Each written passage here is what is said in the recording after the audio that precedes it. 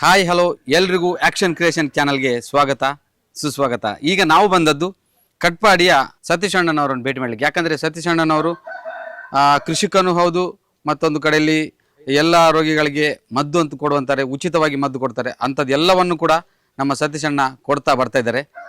ಬನ್ನಿ, ಸತೀಶ್ ಅಣ್ಣ ಯಾರು, ಅವರು ಏನು, ಅವರ ಕೆಲಸ ಏನು ಅಂತ ಅವರಿಂದನೇ ಕೇಳೋಣ ಬನ್ನಿ. ನನ್ನ ಹೆಸರು ಸತೀಶ್ ಮುದ್ದು ಶೆಟ್ಟಿಗಾರ ಅಂತ ಹೇಳಿ, ಶ್ರೀಕೃಪ ಕಟ್ಪಾಡಿ, ಇಂದಿರಾನಗರದಲ್ಲಿ ಇರೋದು ನಾನು. ಸರ್, ಈ ಮದ್ದಿನ ವಿಚಾರ ಗೊತ್ತಾಯ್ತು. ನಿಮಗೆ ಮದ್ದು ಹೇಗೆ ಇದು ಕೊಡ್ಬೇಕಂತ ಗೊತ್ತಾಯ್ತು ಪೂರ್ವಜರಿಂದ? ನಮ್ಮ ಹಿರಿಯರು, ನಮ್ಮ ಅಜ್ಜ ಅಜ್ಜಿ ಎಲ್ಲ ಮದ್ದು ಒಂದು ಸಣ್ಣ ಈ ಆಯುರ್ವೇದಿಕ್ ಗಿಡದಿಂದ ಕೊಡ್ತಾ ಇದ್ರು. ಅದರಲ್ಲಿ ಕೆಲವು ಕಲಿತೆ, ಮತ್ತೆ ಕೆಲವು ಇಲ್ಲಿ ಶ್ಯಾಮ ಶೆಟ್ ಅಂತ ಹೇಳಿ ಮೂಡುಬೆಟ್ಟಿನವರು, ಅವರು ಒಂದು ಮದ್ದು ಕಲಿಸಿದ್ದಾರೆ. ಮತ್ತೆ ಹರಿಭಟ್ ಅಂತ ಹೇಳಿ ಅವರೊಬ್ರು ಹಳೆಂಗಡಿಯಲ್ಲಿ ಅವರು ಒಂದು ಮದ್ದು ಕಲಿಸಿದ್ದಾರೆ. ಹಲವಾರು ತುಂಬಾ ಜನ ನನಗೆ ಇಲ್ಲಿ ಒಬ್ರು ಬಬ್ಬು ಸ್ಥಾನಕ್ಕೆ ಪೂಜೆ ಮಾಡೋ ತನಿ ಅಂತ ಹೇಳಿದ್ರು, ನಮ್ಮ ಕುಚ್ಚಿಕಾಡಲ್ಲಿ. ಅವರು ಕೆಲವು ಮದ್ದು ಕಲಿಸಿದ್ದಾರೆ. ಹಾಗೆ ಒಬ್ಬೊಬ್ಬರು ಒಂದೊಂದು ಕಲಿಸಿದನ್ನು ಎಲ್ಲರದ್ದು ಒಂದೊಂದು ಅನುಭವದಲ್ಲಿ ಕೊಡುವುದು. ನಾನು ಸ್ವತಃ ಏನು ಕಲ್ತಿದ್ದಲ್ಲ. ಸತೀಶ್ ಅಣ್ಣ ಮೊದಲು ಧ್ಯಾನ ಮಾಡಿ ನಂತರ ಅವರ ದೇವರ ಗ್ರಂಥವನ್ನು ಓದಿ ಬಂದಂತಹ ರೋಗಿಗಳಿಗೆ ಮದ್ದನ್ನು ಕೊಡುವ ಪದ್ಧತಿ ಸತೀಶ್ ಅಣ್ಣನವರದ್ದು.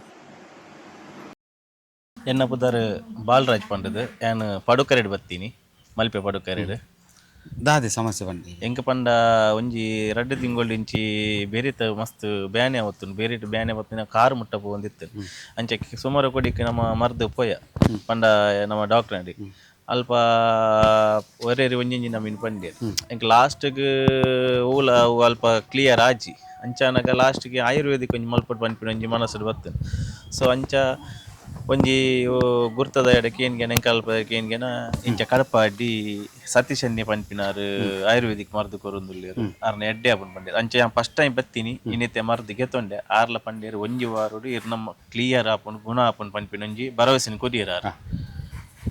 ಸರಿ, ಒಂದು ದಯಬಣ್ಣಗ ಎಂಕಿ ಕೇನು ದಯಬಣ್ಣಗ ಒಂದು ಈರು ಹತ್ತಂದು ಈರು ನನ್ನೋರಿಗೆ ಬಂದು ದಯಬಣ್ಣಗ ಧರ್ಮಾರ್ಥಬಾರ್ದು ಬರ್ತೀನಿ ಅಂದದ್ದು. ಸರಿ ಅತ್ ಯಾನು ಅವೇನೇ ಏನೋ ಬತ್ತೆ ಯಾನು ಪಂಡೆ ಎಂಡನ ಯಾನ್ ಪಂಡೆ ಎನ್ನ ರಿಸಲ್ಟ್ ಬತ್ತಿಗೆನ ಯಾರ ಎನ್ನ ರಿಸಲ್ಟ್ ಒಂದು ತೂವನ್ನೋಡಪ್ಪ ನಾನು ಹಿಂಗೆ ಕಂಪ್ಲೀಟ್ ಭರವಸೆ ಉಂಡು ಬರ್ಪ ಕ್ಲಿಯರ್ ಆಪ್ ಪಂಡದು ಪಂಡ ಮಸ್ತ್ ಜನ ಮುಲ್ಪ ಗುಣಾತಿನಾಗೆಲ್ಲ ಬಕ್ಕ ಹಿಂಗೆ ವಿಷಯ ತಿಕ್ಕೊಂಡು.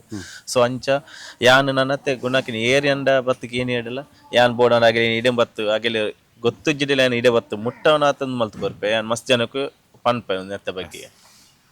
ಹಾಗೆಯೇ ರೋಗಿಯನ್ನು ಪರೀಕ್ಷಿಸಿ ಅವರಿಗೆ ಯಾವ ಚಿಕಿತ್ಸೆ ಬೇಕೆಂದು ತಿಳಿದು ಅಲ್ಲಿಯೇ ಆಯುರ್ವೇದದ ಮದ್ದನ್ನು ಪುಡಿ ಮಾಡಿ ಅವರಿಗೆ ಕೊಡುತ್ತಾರೆ.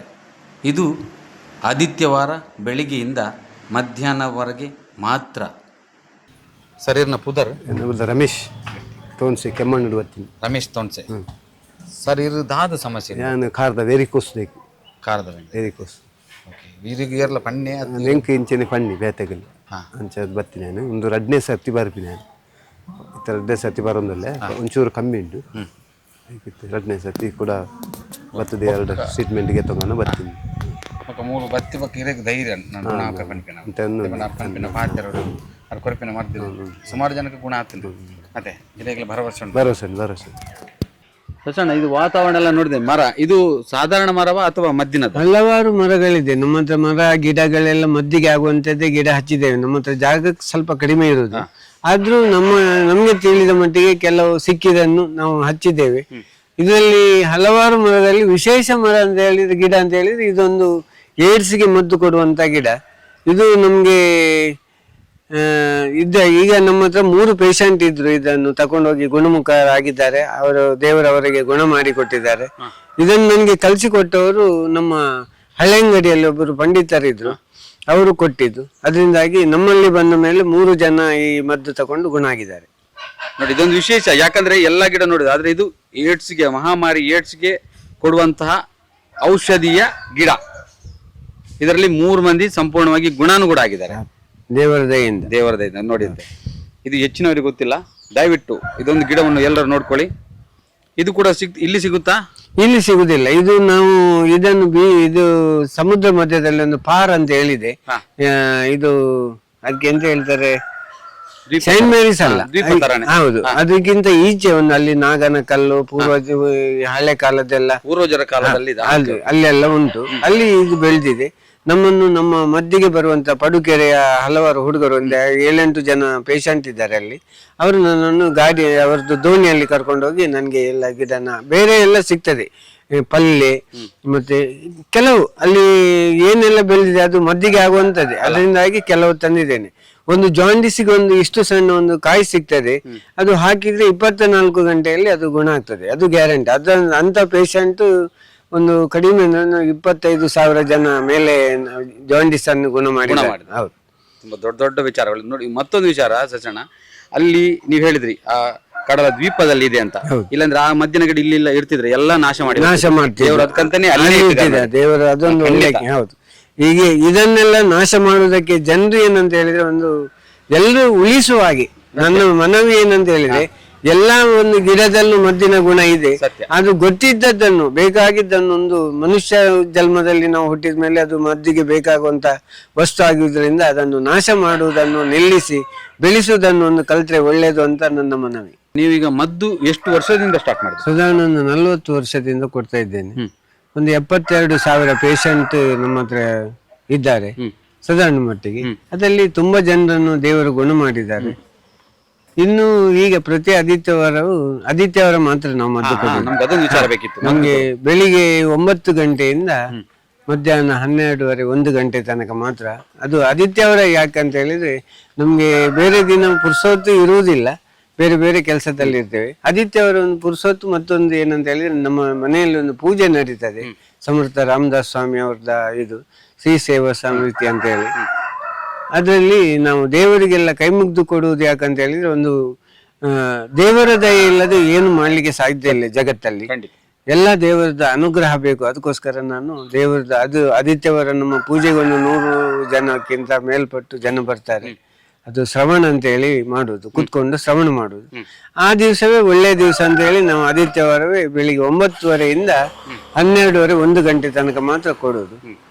ಅದರಲ್ಲಿ ಹಲವಾರು ತುಂಬಾ ಪೇಷಂಟ್ ಎಷ್ಟು ಬಂದು ಸಾಧಾರಣ ಒಂದು 50 ಜನ ಬಂದ್ರೆ ನಾನು ಕಳಿಸಿ, ಮತ್ತೆ ಒಂದು ವೇಳೆ ಜಾಸ್ತಿ ಇದ್ರೆ ಮತ್ತೊಂದು ವಾರಕ್ಕೆ ಬನ್ನಿ ಅಂತ ಹೇಳಿ ವಾಪಸ್ ಕಳಿಸ್ತೇನೆ. ಸಜಣ್ಣ, ನಾವೀಗ ನೀವು ಹೇಳಿದ್ರಿ ಈಗ ಮದ್ದು ಎಲ್ಲ ಕೊಡುವಂತದ್ದು, ಅದಕ್ಕೆ ಬೇಕಾದದ್ದಂತೂ ತರಬೇಕು, ಖರ್ಚು ವೆಚ್ಚಗಳಿದೆ. ಆ ಖರ್ಚು ವೆಚ್ಚಕ್ಕೆ ನೀವ್ ಏನ್ ಮಾಡ್ತೀರಾ?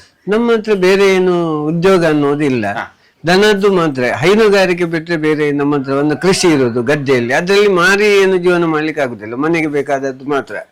ಭತ್ತ ಬೆಳೀಲಿ, ಗೆಣಸು ಬೆಳೀಲಿ. ಈಗ ತುಂಬಾ ವಸ್ತು ಬೆಳೆಸಿದ್ದೇನೆ ನಾನು. ಜೋಳ, ಇದು ಬಸಳೆ, ಸೋರೆಕಾಯಿ ಇದೆಲ್ಲ ಅದು ಮನೆಗೆ. ಈ ಮಾರುವಂತದ್ದು ಇರುವುದು ನಮ್ಮ ಹತ್ರ ಹಾಲು ಮಾತ್ರ. ಹಾಲಿಂದ ಖಂಡಿತವಾಗಿ ನಮಗೆ ಒಳ್ಳೇದಾಗಿದೆ. ಮತ್ತೆ ನಾವು ಅದರಲ್ಲೇ ನಮ್ಮ ಜೀವನ ಹೋಗುದು.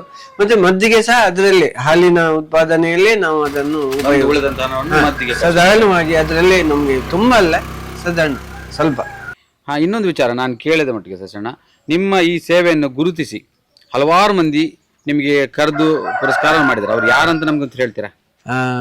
ಫಸ್ಟಿಗೆ ನಮ್ಗೆ ಸನ್ಮಾನ ಮಾಡಿದಂಥವ್ರು ಇಂದಿರಾನಗರದ ಒಂದು ಇದು ಹುಡುಗರು, ಏನು ಹುಡುಗರಿಗೆ ಜವನೇರ ಕಟ್ಟೆ, ಹಾಗೆ ಅವ್ರು ಮಾಡಿದ್ರು.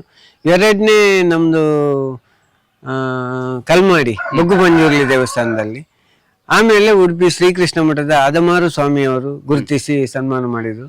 ಆಮೇಲೆ ಶ್ರೀ ಸಾವಿರಗಮ್ಮ ಬಸತಿ ಮೂಡುಬಿದ್ರೆ ಅವ್ರು ಮಾಡಿದ್ರು. ಮತ್ತೆ ಹಲವಾರು ಈ ನಮ್ಮ ಹಿರಿಯಡ್ಕ ಪ್ರಥಮ ದರ್ಜೆ ಕಾಲೇಜಿನಲ್ಲಿ ಆಯ್ತು, ಹಿರಿಯಡ್ಕದಲ್ಲಿ ಗಣಪತಿ ಇದರಲ್ಲಿ ಆಯ್ತು, ಕಟ್ಪಾಡಿ ಗಣಪತಿ ಸೇವಾ ಸಮಿತಿಯಲ್ಲಿ ಆಯ್ತು, ಮತ್ತೆ ಶಾಲೆಯಲ್ಲಿ ಆಯ್ತು, ತ್ರಿಷಾ ಕಾಲೇಜಲ್ಲಿ ಆಯ್ತು.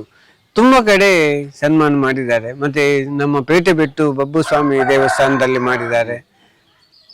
ಓಕೆ, ಆಗ್ಲಿ. ಇನ್ನೂ ಕೂಡ ಸನ್ಮಾನ ಅಂತಲ್ಲ ಸರ್, ನಿಮ್ಮನ್ನು ಜನಗಳು ಗುರುತಿಸಬೇಕು.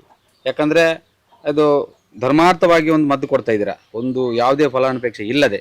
ಅದೊಂದು ದೊಡ್ಡ ವಿಚಾರ. ನಾವು ಸೇವೆ ಅಂತ ಮಾಡುದು, ಅದರಲ್ಲಿ ಮದ್ದು ಅಂತ ಕೊಡುದಲ್ಲ, ಅದು ಸೇವೆ. ಜನರ ಸೇವೆಯೇ ಭಗವಂತನ ಸೇವೆ. ಎಸ್, ನೋಡಿದ್ರಲ್ಲ, ಇವತ್ತಿನ ನಮ್ಮ ವಿಶೇಷ ವ್ಯಕ್ತಿ ಸತೀಶ್ ಅಣ್ಣವರು. ಅವರದ್ದು ಜೀವನ ಶೈಲಿ ಹೇಗೂ ಏನು ಅಂತ ಎಲ್ಲಾನು ನೋಡಿ ನಿಮಗೆ ನಾವು ತೋರಿಸ್ಕೊಟ್ಟಿದ್ವಿ. ಇವರಿಗೆ ಈಗ ಸಂಘ ಸಂಸ್ಥೆ ಅಂತಲ್ಲ, ಜಿಲ್ಲಾ ರಾಜ್ಯೋತ್ಸವ ಪ್ರಶಸ್ತಿ ಹಾಗೆ ನಿನ್ನ ಎಲ್ಲ ಪ್ರಶಸ್ತಿಗಳು ಇವರಿಗೆ ಬರುವಂತೆ ಆಗಲಿ ಅಂತ ಹೇಳುತ್ತಾ, ಎಲ್ರಿಗೂ ಒಳ್ಳೆಯದಾಗಲಿ. ಆಕ್ಷನ್ ಕ್ರಿಯೇಷನ್ ಚಾನಲ್ ನೋಡೋದಕ್ಕೆ ಥ್ಯಾಂಕ್ ಯು ಸೋ ಮಚ್.